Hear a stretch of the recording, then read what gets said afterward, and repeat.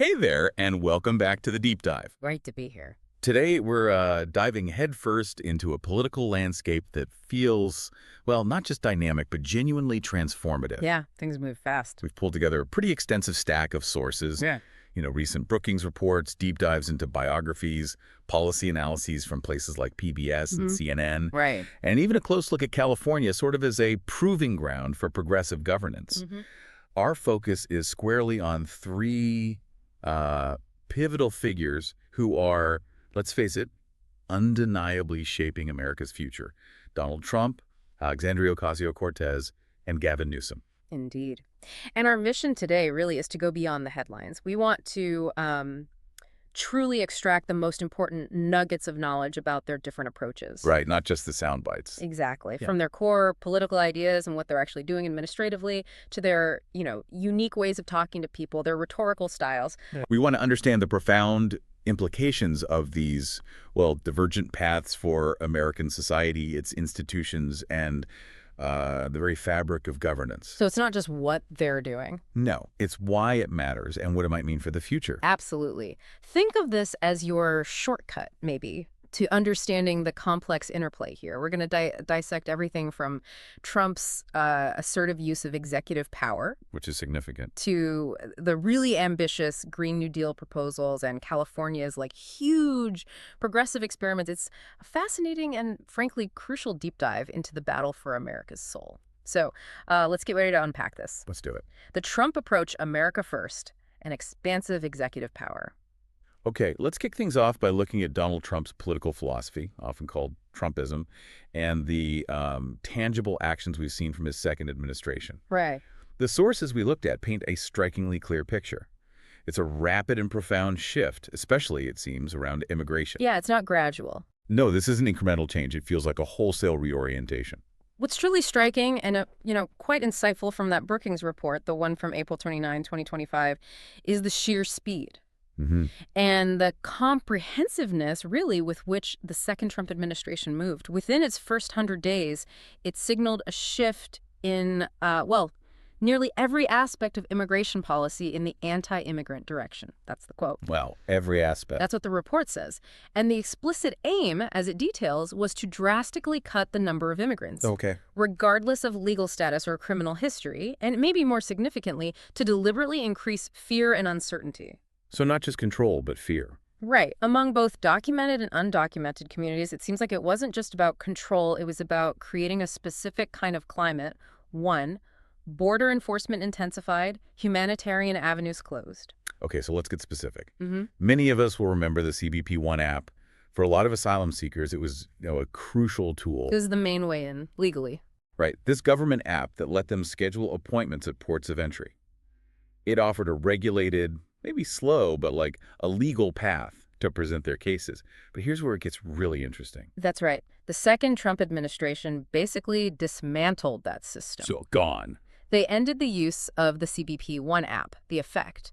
It allowed, quote, almost no humanitarian migrants to cross the border. Almost none. That's the finding.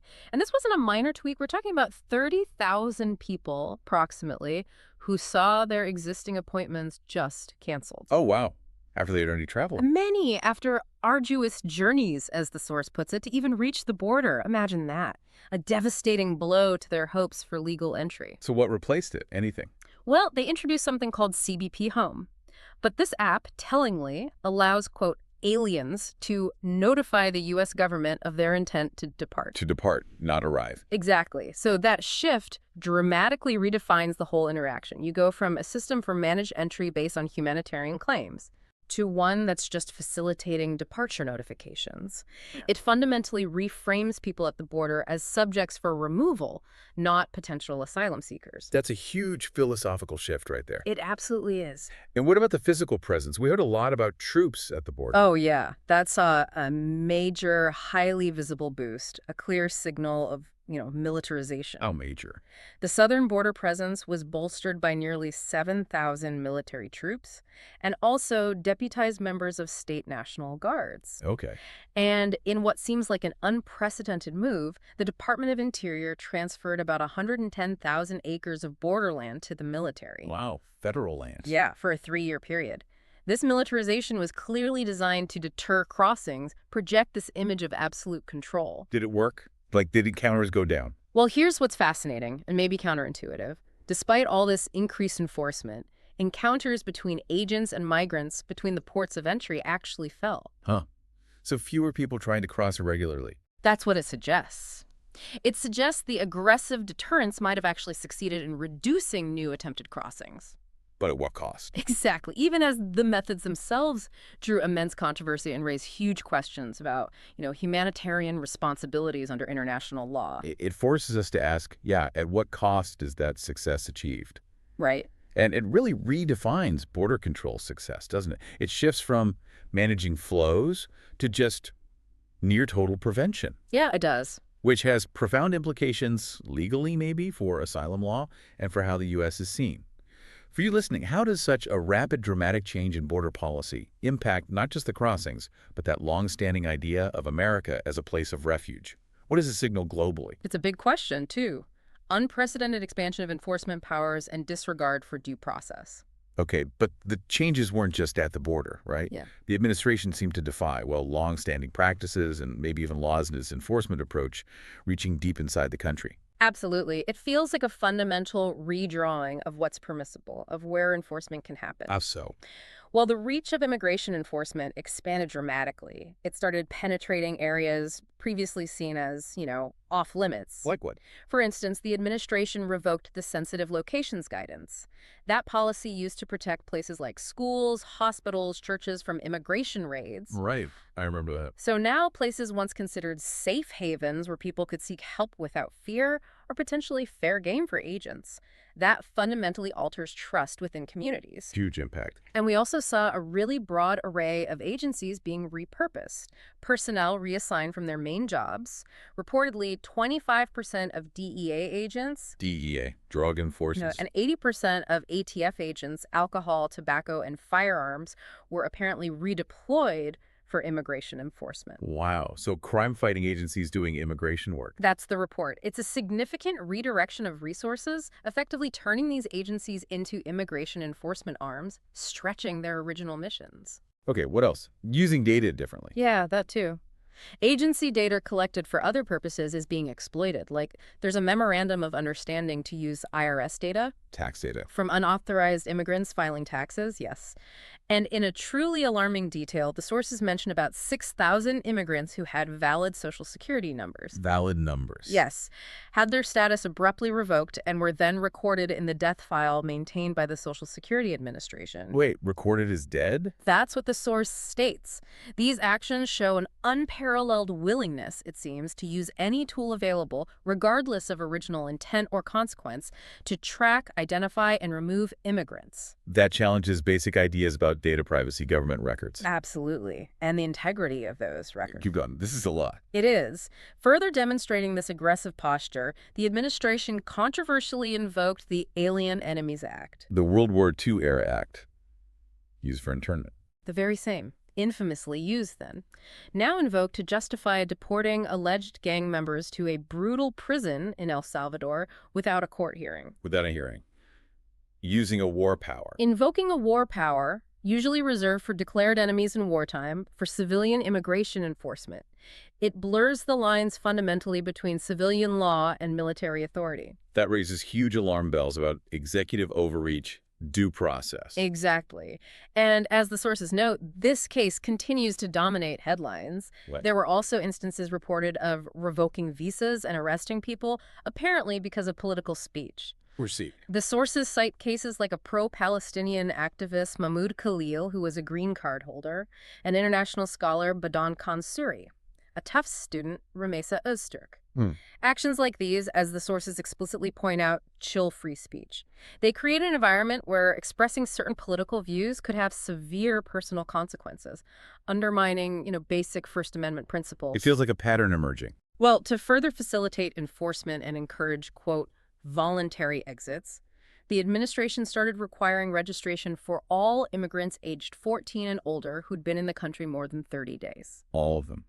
Like an Alien Registration Act. It's a sweeping measure, a significant increase in government surveillance and control over non-citizens, moving towards a system of tracking akin to those historical acts, yes. And the human cost.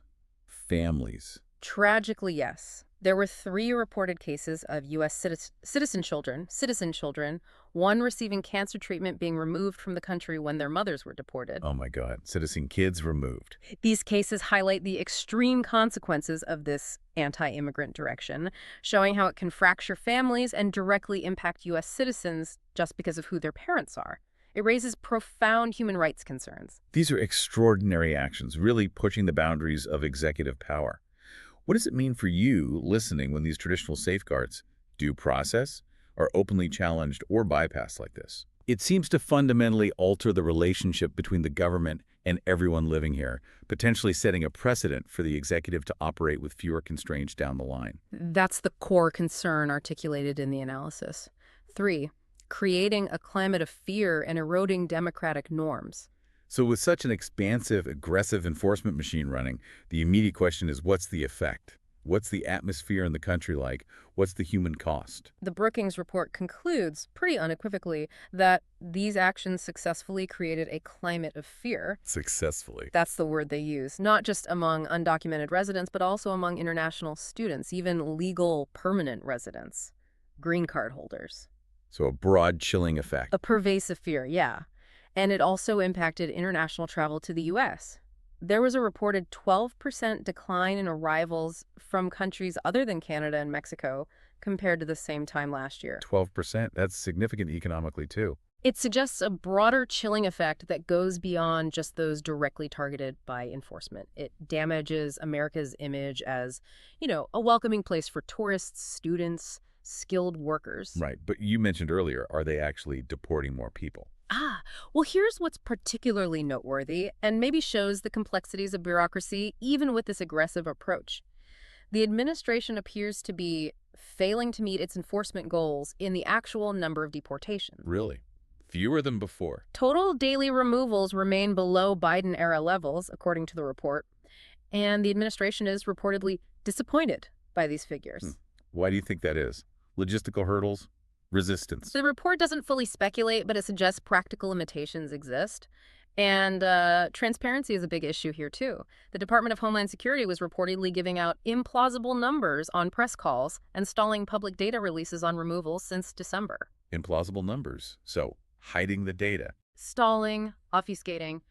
It creates a gap between the administration's stated aims and what's actually happening, combined with a lack of transparent data. It raises critical questions about effectiveness, accountability. It suggests even immense executive power hits practical walls. Okay, so this gap between the rhetoric and the numbers leads to a bigger point. Yes, a larger, more critical point about democratic norms. The Brookings report explicitly warns that these authoritarian excesses in the immigration sphere, where, let's face it, they tend to be more politically popular, Right. may well bleed into other areas. This could, quote, foreshadow a significant reshaping of American civics and democracy. Bleeding into other areas. That's worrying. What about checks and balances? Courts? Well, the courts do provide a vital check, theoretically, but the administration has shown a willingness to sidestep or even ignore court orders. Ignore court orders. That's what the report says is happening. This tension is described as unprecedented in recent American history. It's a direct challenge to the framers' vision of checks and balances, a cornerstone of American governance. And you said the report mentioned the bureaucracy itself. Yes, this isn't just about policy. It's explicitly about the very foundation of how the executive branch operates. It mentions a foundational dismantling of the federal bureaucracy without congressional support. Without Congress. Which it calls disruptive and costly. Oh. The implication is that this isn't accidental. It's a deliberate strategy to exert control, consolidate power, even where Congress traditionally holds sway. It risks long-term damage to institutional knowledge, government capacity. Wow. Okay. B, the rhetoric and persuasion of Trumpism. So beyond these actions, these policy shifts, how is this vision actually communicated? Donald Trump's always been called a master showman. Right? Absolutely. And the sources highlight that his strength comes directly from his words and speeches, not staff or infrastructure. It feels very personal, very direct. Precisely. His rhetoric isn't accidental. It's a meticulously crafted tool. It's designed to evoke specific emotions, simplify complex issues into stark good versus evil binaries, and reinforce a particular worldview. Like on immigration. Especially on immigration, yes. The core message is framed around these highly evocative keywords. Seal the border, stop the invasion, and the carnage. Invasion, carnage. Yeah. Very strong words. Very strong. According to political rhetoric experts cited, this is a carefully forged attack on opponents.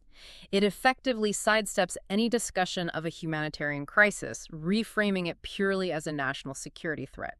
It aims to bypass empathy, really, in favor of alarmism. And that builds loyalty. This kind of language effectively builds an us versus them narrative. It's a powerful tribal identifier that keeps his crowd, his followers, intensely engaged. Right. He often builds to an all-encompassing, almost apocalyptic thought, like, if we don't win on November 5, I think our country is going to cease to exist. Cease to exist. The stakes couldn't be higher. Exactly. That existential threat rhetoric is incredibly effective in mobilizing a base, solidifying loyalty. It makes every election feel like the last stand for the country where the stakes are absolute. So it's about emotion media. What's crucial to understand about Trumpism as a political style is how it masterfully leverages emotion and media. It effectively blurs the lines between news and entertainment. Yeah. His speeches aren't just about policy points. They're designed to be a visceral experience. They evoke dominance, bravado, clarity, national pride, and personal uplift. So making people feel powerful. Actively inspiring an emotional transformation in followers, yes. Yeah. By tapping into a sense of grievance and offering a strong, decisive leader as the solution. He's undeniably an emotions candidate, appealing directly to voters' emotional self-interest, often tapping into a sense of perceived loss or injustice. And the personal brand. The Yeah. businessman image. He uses personal branding as a powerful marketing tool, projecting himself as an extraordinary leader, a business magus, the grand vizier of capitalism, a wise man of the boardroom, Right. whose every word bespoke gravitas and experience and power and authority and money. It's all about projecting success. A campaign director even candidly described him as Hercules, a work of fiction, acknowledging the myth-making involved. Hercules. Wow. And who does that appeal to? This carefully constructed persona resonates deeply with a sense of aggrieved entitlement, particularly among lower to working class European Americans who feel, rightly or wrongly, denied traditional upward mobility by things like political correctness. So he's seen as their champion. They see him as fighting for them against a system that they feel has left them behind. He's positioned as a champion against a perceived cultural and economic elite. And the media strategy. Social media. Well, his media strategy is really a culmination of modern trends, fundamentally blurring news and entertainment.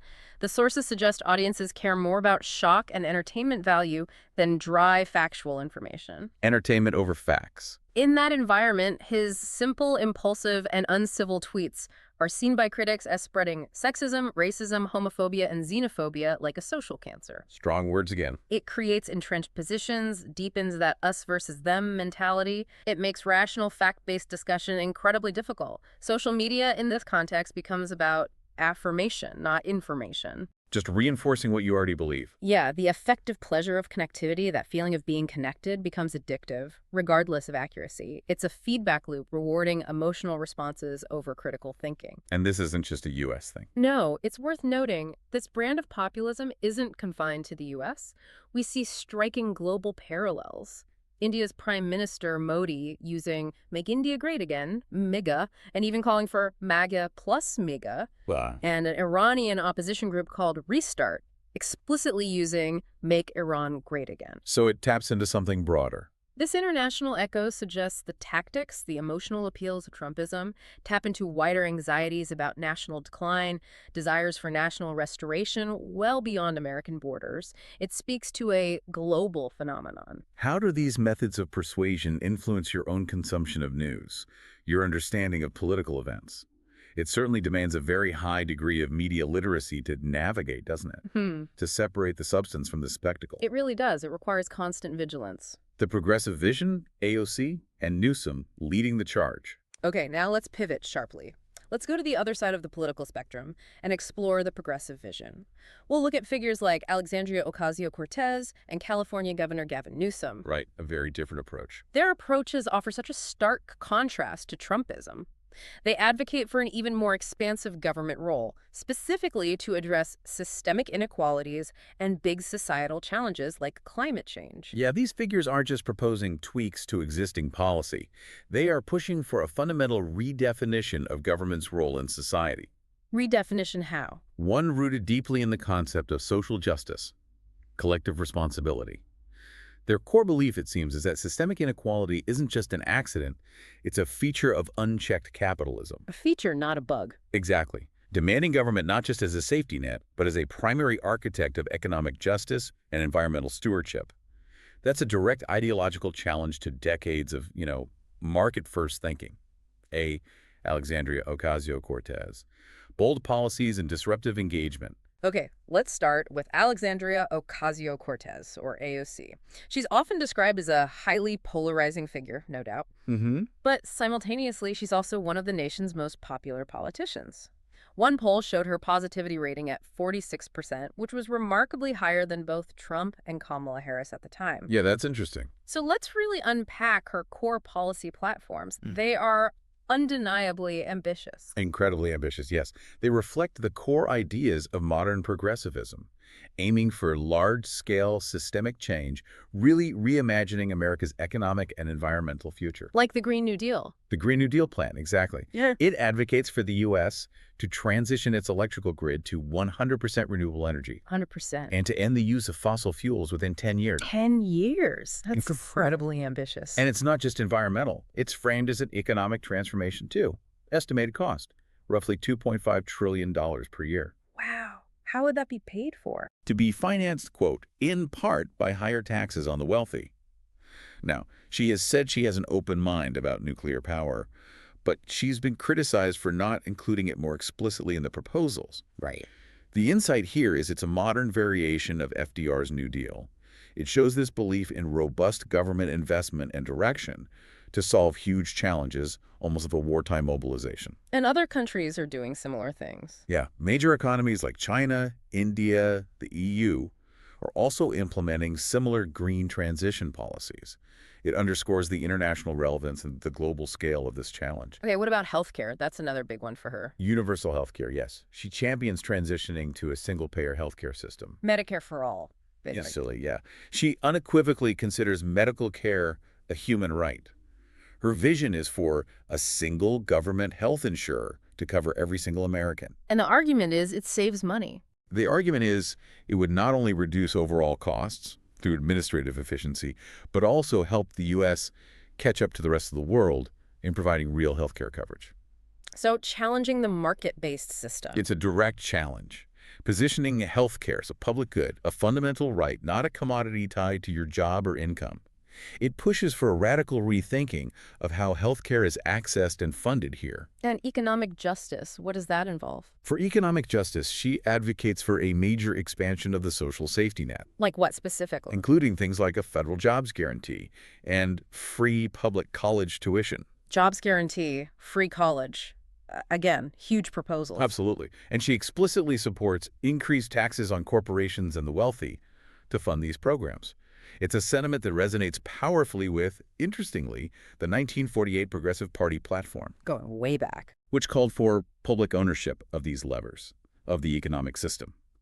This approach aims to directly tackle income and wealth disparity, which progressives see as a fundamental feeling of unregulated capitalism.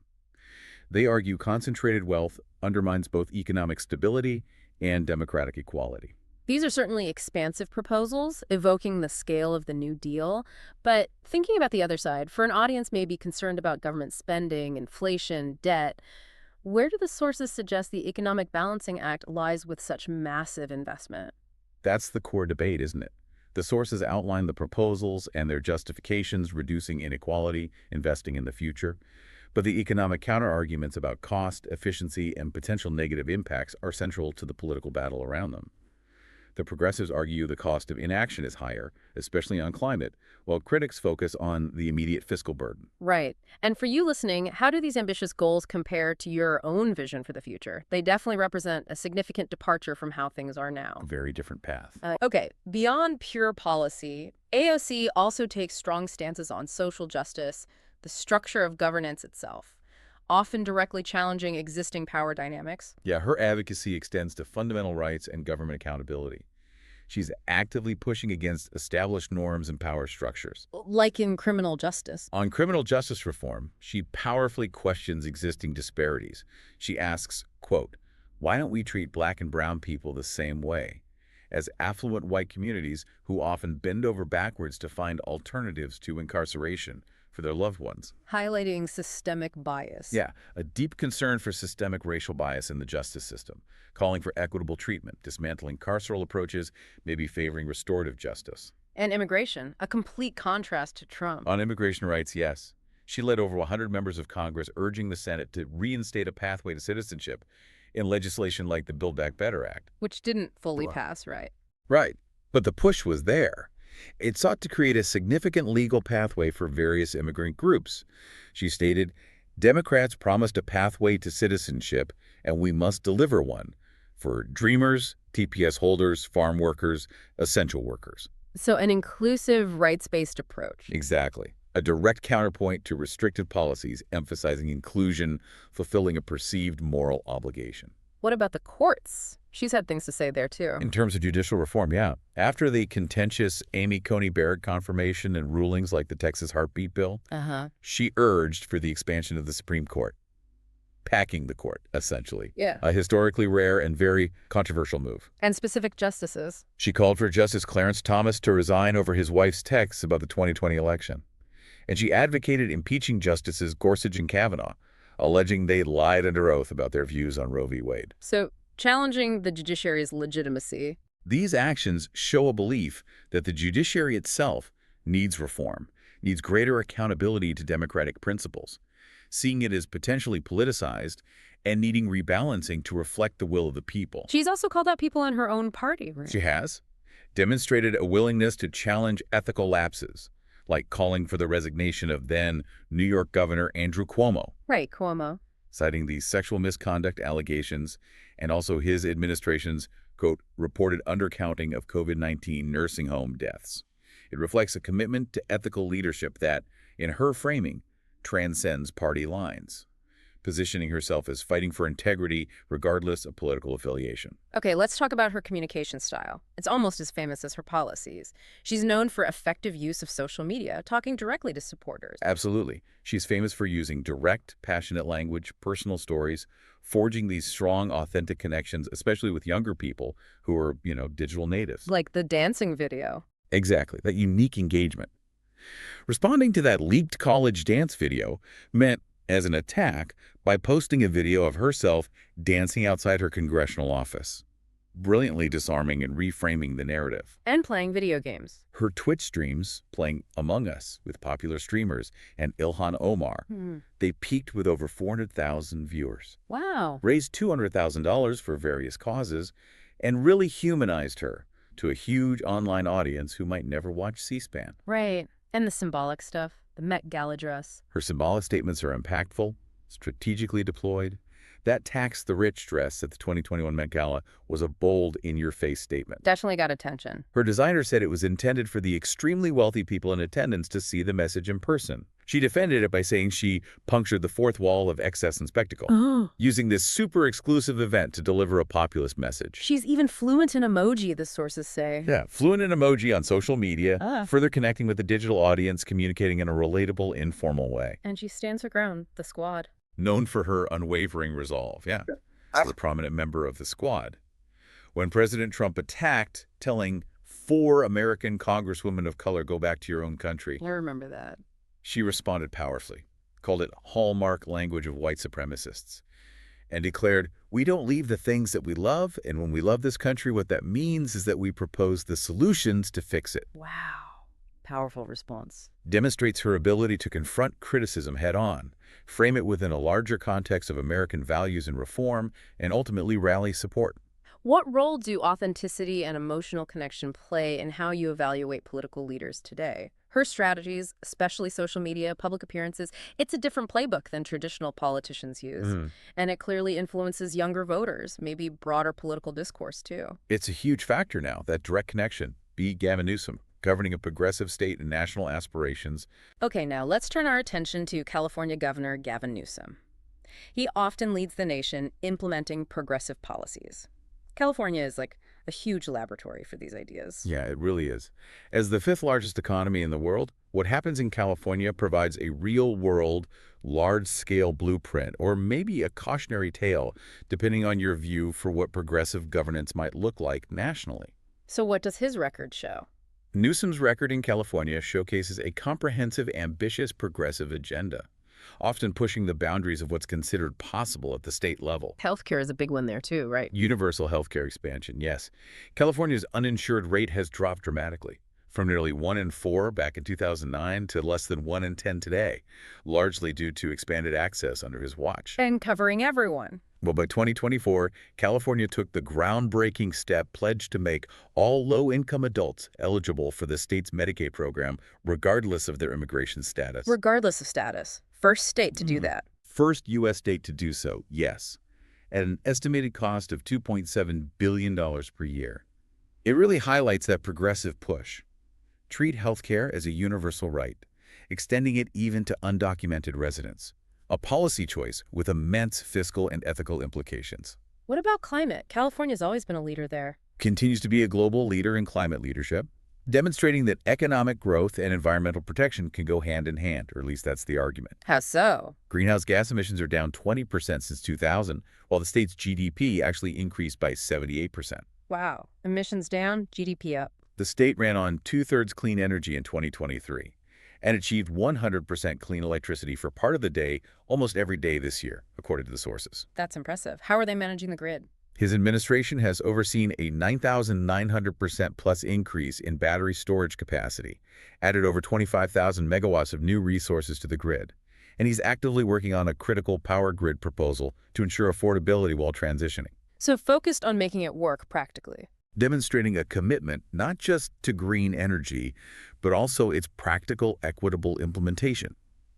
The challenge, of course, is maintaining grid stability, affordability, especially during such a rapid transition and with, extreme weather becoming more common. Right. Education. On education initiatives, he called for the California College Promise, aiming for free community college, secured $15 million in the budget for those programs. And he explicitly calls for pushing back against folks like President Trump and Betsy DeVos, who seek to privatize our public education system. So defending public education. Emphasizing it as a core progressive value, a critical engine for social mobility. He's also done stuff on animal welfare. Yes, significant animal welfare reforms.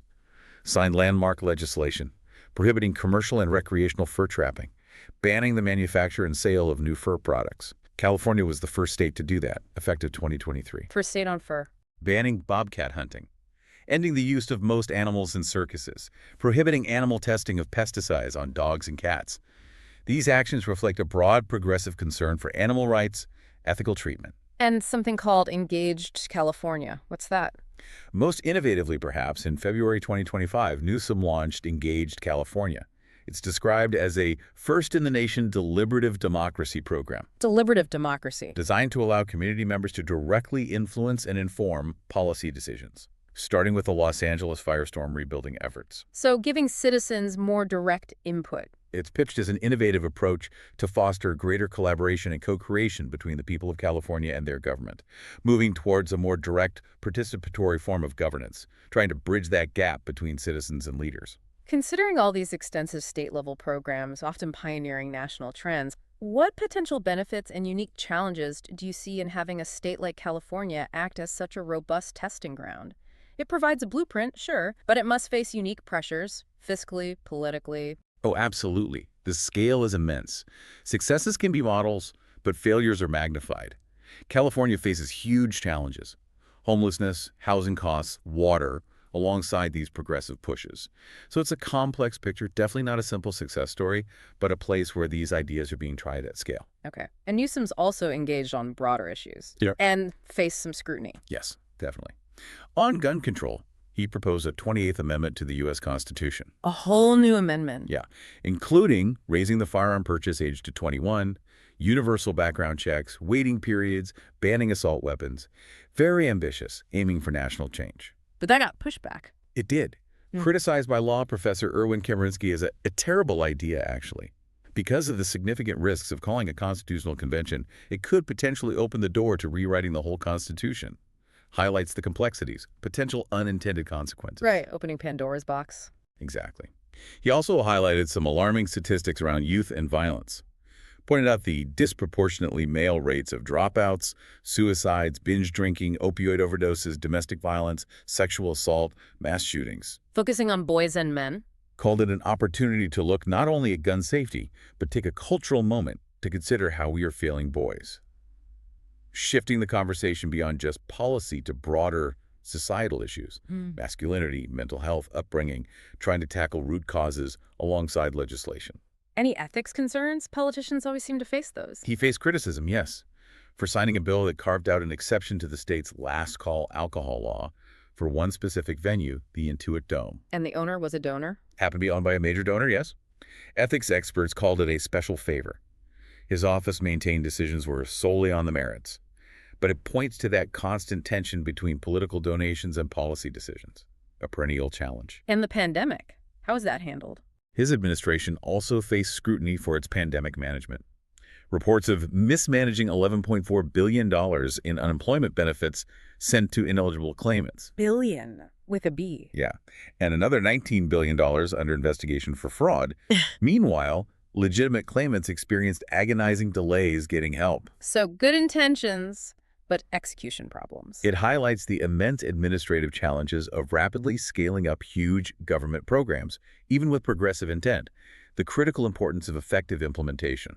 Okay, so Newsom's national profile is definitely rising, even though he didn't run in 2024. He seems to be positioning himself. Absolutely. He's been an outspoken critic of figures like Florida Governor Ron DeSantis, engaging in public debates, positioning himself as a national voice for progressive values. And he started a PAC. Launched a PAC, Campaign for Democracy, in 2023, specifically to take on authoritarian leaders in the U.S., which is widely seen as laying the groundwork for a possible 2028 presidential bid. Already raised $24 million, apparently. In his style, is he confrontational like Trump? His political style is increasingly seen as matching in energy with opponents like Trump, moving beyond traditional political decorum to directly confront and counter opposing narratives. Gaining eyeballs. Yeah, while this eyeballs strategy generates attention, the challenge, the sources say, remains translating that attention into addressing things that voters care about, beyond just reacting to Trump. Right. Substance over style. He notably endorsed Kamala Harris after Biden's withdrawal in July 2024. But critically, he also criticized President Biden for pardoning Hunter Biden in December 2024. Criticized Biden, a fellow Democrat. Yeah, demonstrating his willingness to stake out independent positions, even within his own party, solidifying his image as a leader willing to challenge the establishment when he sees fit. How do you think a governor from a huge influential state like California shapes the national conversation and potentially impacts future presidential races, having that real-world example, good or bad, for the whole nation to see? It's a massive platform. It allows him to say, look what we're doing, and forces a national debate on those policies. It gives him credibility, experience at scale that few others have.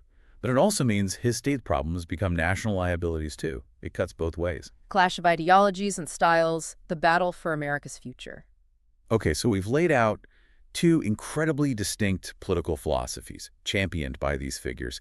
Now let's bring them head to head. Let's explore the core differences in their visions for America. Because this isn't just about policy tweaks, is it? It feels like a fundamental clash over the very identity of the nation. Absolutely. This really boils down to competing ideas about the role of government, the structure of our economy, even how leaders should interact with the public and institutions. These aren't minor disagreements. They're profound, fundamental differences in how society should be organized, governed, and ultimately what America is and will become. A. Competing visions for the economy and society. 1.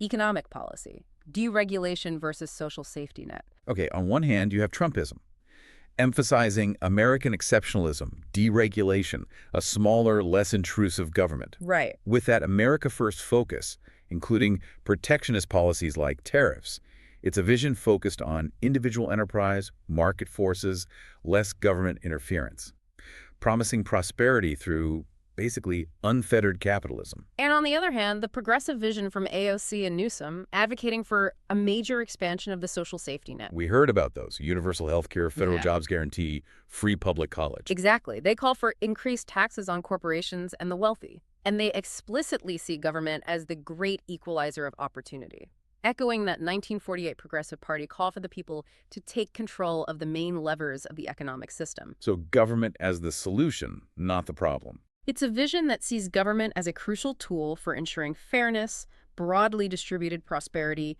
counteracting market failures, not just protecting individual wealth or corporate interests. The philosophical divide is stark. Is the market the main engine of good?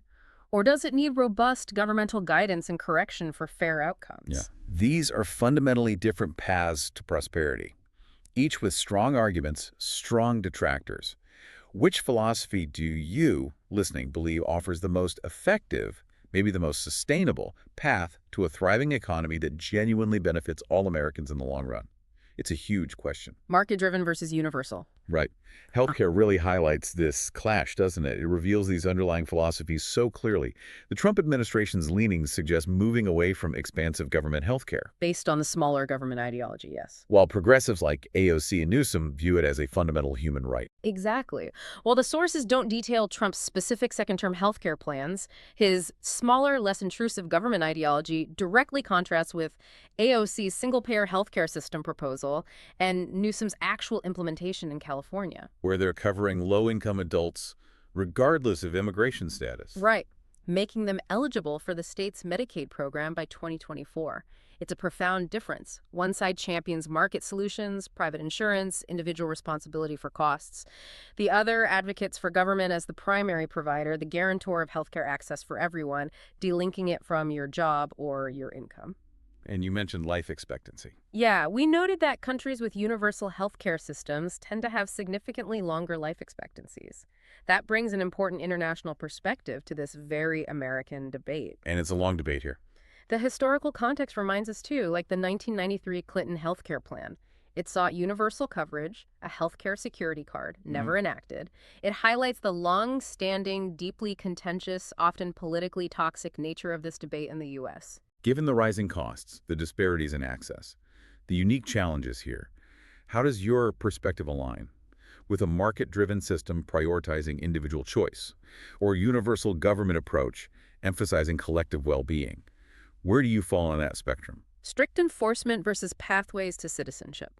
Okay, maybe no single issue shows the ideological chasm more clearly, more viscerally than immigration. This is where the competing definitions of who belongs really clash. Indeed. The second Trump administration has unequivocally prioritized strict immigration enforcement. Building the wall, ending asylum for illegal crossers, large-scale deportations. Exactly. This approach frames immigration explicitly as a threat to national security and the economy. Yeah. It's characterized by punitive measures, a focus on deterrence, and a very nationalist framing of who gets to be inside the nation's borders.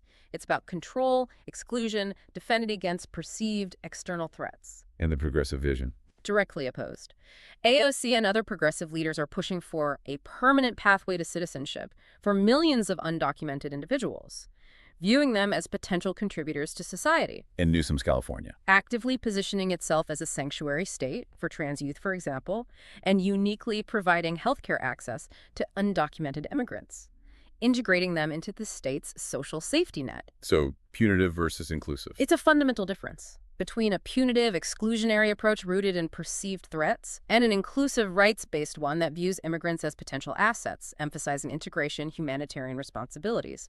The choices here reflect deep values. Who belongs, what's a nation's responsibility, the very definition of American identity. The choices reflect deep values. Absolutely. They profoundly impact the country's fabric. What are the long-term societal, economic, cultural impacts you foresee from each of these vastly different approaches to immigration on the very identity and future demographic makeup of the country? B, contrasting political styles and engagement. 1, rhetoric in connection with voters. Okay, beyond the policy details, the way these leaders connect with the public, how they sell their vision, is dramatically different. And it reveals a lot about their approach to governance.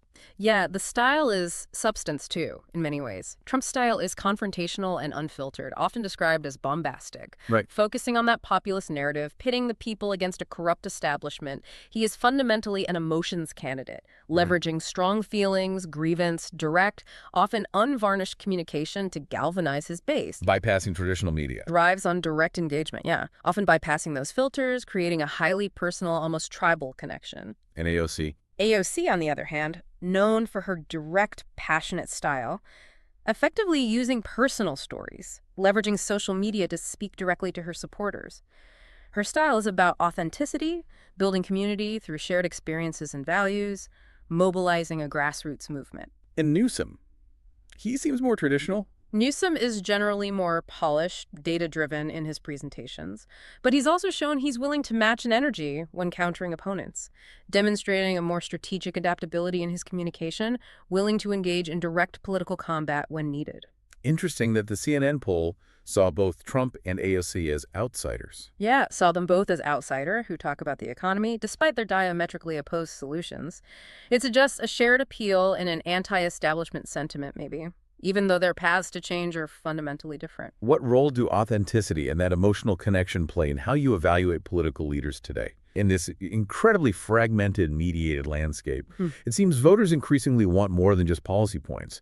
They want a narrative, a leader who feels relatable, or maybe genuinely powerful. It seems critical now, that feeling of connection, whether it's through anger or inspiration or relatability, to executive authority and democratic norms. This brings us to a critical, almost existential question about the structure, the future of our government. Not just policies, but the rules of the game itself. Right.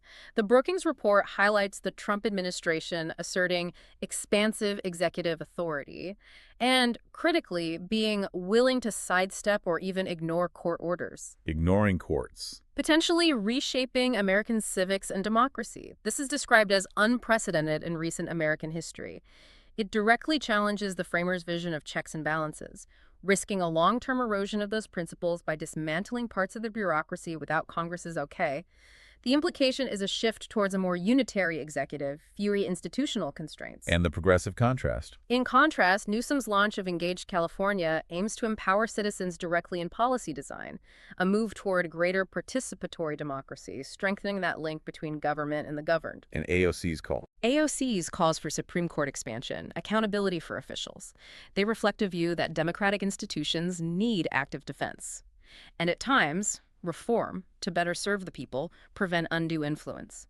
These progressive approaches emphasize strengthening democratic institutions, ensuring government accountability, directly counteracting the perceived erosion of norms, pushing for a more robust, responsive democracy.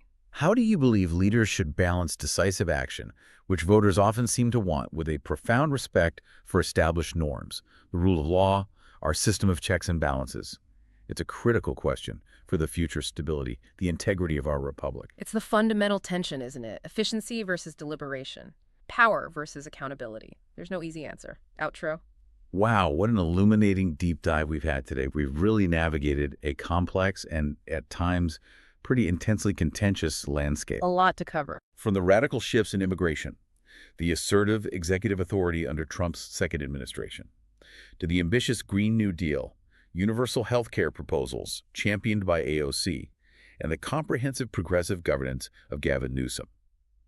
We've explored two vastly different, almost irreconcilable blueprints for America's future. Yeah, our sources reveal this profound, ongoing debate, not just over specific policies, but over the fundamental role of government itself, the definition of fairness in our economy, our society, the very structure and accountability of our democracy. Deep ideological commitments. Significant policy proposals and powerful, often unconventional communication strategies deployed by all sides, each aiming to resonate with and mobilize different segments of the American public. It's clear that while the approaches are vastly different, both sides aim to address what they see as fundamental, maybe existential issues facing the country, whether it's national security and economic decline or climate change, economic inequality, and social injustice.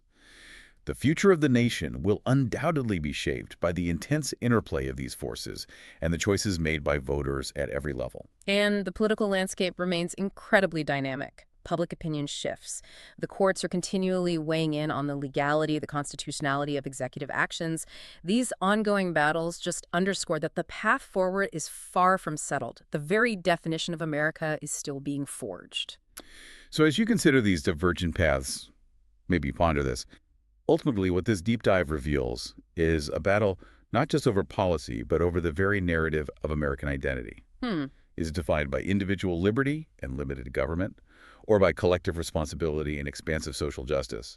The tools of persuasion, from military deployments to tax the rich dresses, they're all deployed to win that foundational story. That's a great way to put it. In an era where political figures increasingly act as showmen, leveraging emotion, direct digital engagement, how do you discern the substance of policy from the spectacle of politics? And what kind of leadership will ultimately best serve the future of our society? A lot to think about. Thank you for joining us on this deep dive.